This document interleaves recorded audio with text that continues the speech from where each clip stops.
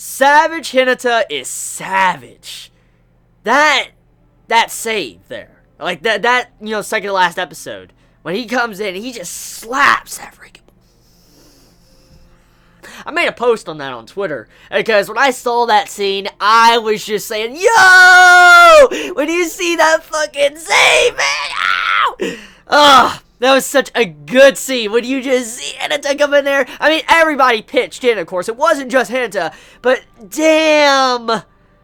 Damn! Hinata was all over the court. He was going super fast and all that. I mean, you just see the blockers coming in, and he just fucking slaps that ball. He just fucking slaps it. And it goes in and wins the match. That was so hype. Oh my god, that was so hype. That was such a good episode. Like, almost all episodes, or actually every episode of Haikyuu is good, but that episode in particular was very hype. Like, oh my god, man. There was a lot of good characterization in these episodes, and we really got to see more of what's going to happen when the third years have to leave. That's kind of what the first two episodes are mainly about. It's demonstrating the potential the team is going to have once, Daichi and them have to leave and they're gone for good, and I feel like this was a must. It had to happen eventually, because let's, face the cold, hard facts.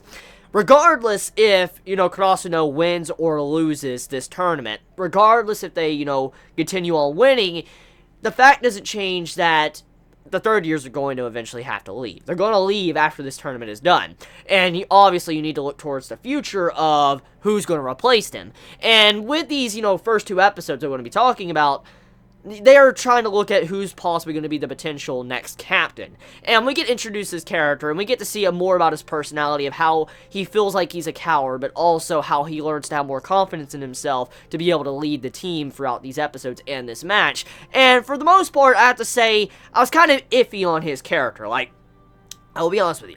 I was iffy on the new supposed captain in the future's personality, the way he was acting. Like, oh god, we gotta deal with this guy. He's kind of like upset, he's nervous, all that. And then all of a sudden, after he's doing all these type of plans, he's helping out, he's putting on his courage. We get to find out more about how his mind works. I was actually enjoying it. I was rooting for him, and honestly, throughout the entirety of watching the match, I kind of forgot about Daichi, which... that's a good and a bad thing, but, I mean, still, getting to see how he was able to give this presence of a team captain and being able to hold his own along with helping out the team, even though there was quite the struggle throughout the match, it was a very hard struggle, it was still a very good way to demonstrate his abilities to be able to play the captain role and help out and motivate his team, because, I mean, what happened to Daichi was rather crucial. That was a critical moment that could have made or broke the team. Like, the entire team could have fucking just ceased to exist right there. Like, they could have been destroyed by the opponent and they were done. Like, they could have been demotivated. And so to see that, I gotta say, he held up the team. There was a lot of pressure there for a person that was a substitute to come in and play the captain role. I mean, you're always sitting on the bench, or you're sitting on the outside, and you're the substitute, you're not really a part of the team. You feel like an outsider. And seeing how he was able to motivate everybody and do that, and then also kind of take Daichi's spot for the time being,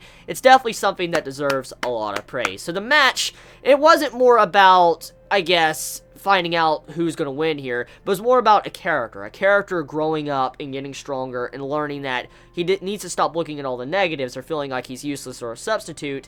He needs to now look that he is probably going to be the next captain that will lead the team. So he has to have this appearance. He has to have this atmosphere about him that, can command his team, grab the wheel, and steer them in the right direction. Now, besides that, let's talk about the latest episode with, Dateko and Oba. Oh my god, that fight. Oof.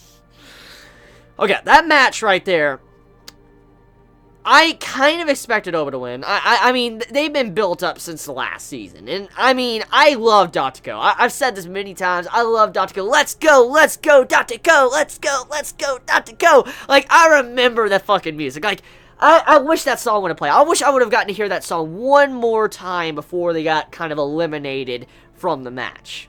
Because I remember the match with Kurasuno versus Dateko in the first season, and I was so hyped with the iron wall and shit. I love the effects. I love the effects that was used in the latest episode. When you see the iron wall just sliding over and they're locking into place, blocking it. They're monsters, and I feel like they're not really going to be like someone that's going to be a pushover the next time we see them, because they have a new team, a new setup, and a lot of potential, because from what I saw in the match was that they were able to do some crazy ass spikes and stuff because of the setter being so tall and massive, even though he's a newbie, even though he's not the best. I mean, let's look at how far, our setter and, all of them have come in this small amount of time that they've been together. So, I mean, you can already imagine how crazy Datako is going to be probably the next time around for the next tournament. So that's going to be quite the challenge, because, I mean, seeing how the setter was, I mean, just seeing how the entirety of the Iron Wall, how the newly formed Iron Wall is, definitely something that I'm looking forward to in the future. Oba crushing them, it kind of comes at no surprise, because, I mean, Oba has the better players. They have the better team at the moment, and they have more experience, and they were not as noobish as Datako was at this time. But like I said, though, that doesn't discredit Datako whatsoever, because they definitely put up a very good fight against him, even though they kind of lost.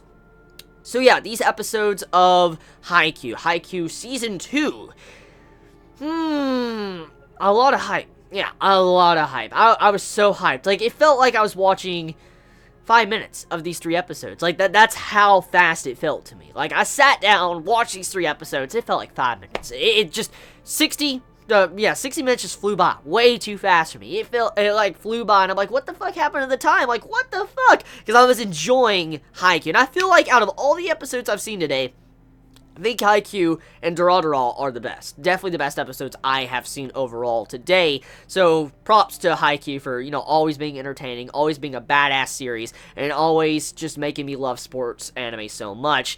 So, yeah, tell me your thoughts in the comments below. How do you feel about the outcome of what happened to Datako? How do you feel about what happened to, that Hinata being savage, spiking the fucking ball like he did? Just let me know your thoughts in the comments below. Please be safe. Chibi out.